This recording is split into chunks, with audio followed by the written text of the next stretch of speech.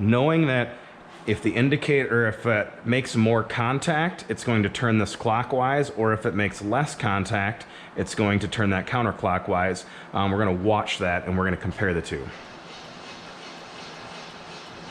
Boy. All right, that was way too easy, so we're going to try that again because it shouldn't be that easy. We're very close right now, and I want you to see what it's actually like, so I just got lucky. So one more time, I'm going to do this all over because it's not going to be that easy for you, I promise. If it is, it's the day to buy a lottery ticket. All right, back over here, check it again. Okay, so there's 0. And we're gonna try them across. Okay, we can see as I'm going across right now, it's turning in the counterclockwise fashion. And right there, it actually just lost contact because it's not even touching the indicator right now. So I still have it fixed on the left side here, and I wanna adjust it in. So what I wanna do, since it's fixed here and it's gonna hinge off of that point, is I'm gonna tap on the vise right here, and that's gonna pull this side of the vise out and try to align it. And basically I was 0 over here. I want this side to match and be 0 on this side. So I'm gonna go all the way to the far side here so I can get the most distance. And I'm just gonna tap on this by hand. And you can use a hammer, but a hammer usually ends up being too hard, so I kind of go by hand here, and it will move. And there, we're starting to move it around. And I'm just gonna try to match this to 0.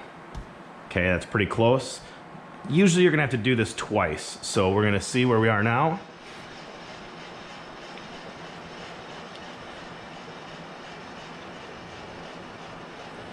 All right, so it's moved there. What I do is just go back at this point and fix this back to 0 because 0 is such an easy number to remember. Just as a reference, the way this indicator works is this is 0, this is 5 thousandths, that's 10 thousandths, and then back to 5 and then 0. So a full revolution on here actually travels 20 thousandths of an inch. Each line that we see on here, there's a half and then a full, that's a half a thousandth, and that's 1 thousandth, that's 1.5, and then 2, and so on until you get down to there, and that's 5. So each line on there is a half a thousandth. What we want to see when we have this indicated in good is we would like to get that within 1 thousandth over a 6-inch span.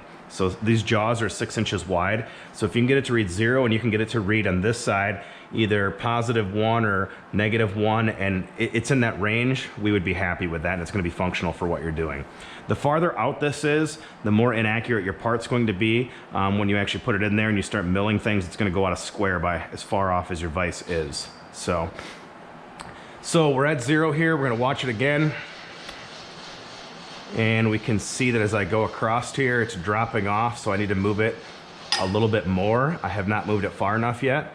So once again, I'm gonna tap it right here, hinging off this point, knowing that this is completely loose right there. And I'm just pivoting. And I'm gonna go just a smidge past 0, and that'll probably be my spot. All right, so we go back, and I'm just watching the indicator, how much it's moving.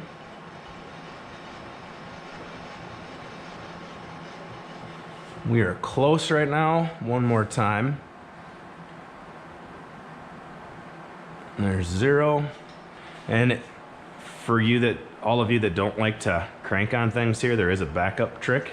So we can go down to this. This is the power feed for the axis. So if I flip this on, there's a little switch underneath there. If I flip that on, you see this light come on, and this is a power feed for the axis so I can control it.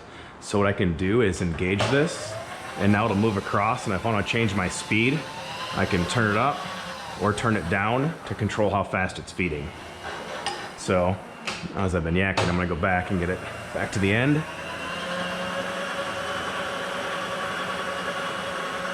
Okay, we're about 0 there, close enough. So as it goes across, it's falling just a little bit. We're still just a little bit off, and I'm probably within 1 thou, but just because we're doing this as a demo and I'd like to see it a little better, I'm gonna go in just a little bit more. So a couple more taps. There we go. And now I'll go back.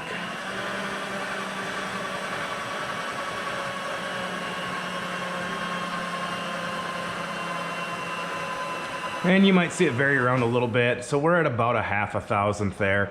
I would be okay with that. So then what you want to do is one last time, you want to go back and you want to lock everything down now so that it's secure.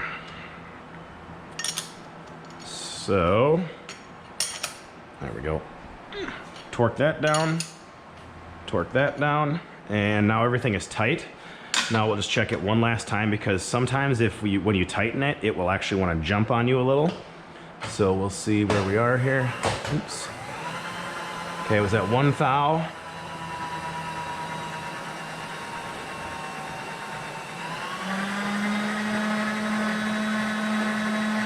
Yeah, it's probably about 7/10 off right now. We'll work with that. So that's how you would go through tramming. Like I said, that first time I put it on there, it was in about that close already the first time I just went. So I got very lucky. If you get that lucky, you're doing better than me in most days. So that is tramming in the vise, and that's a good starting point for getting going on the mill.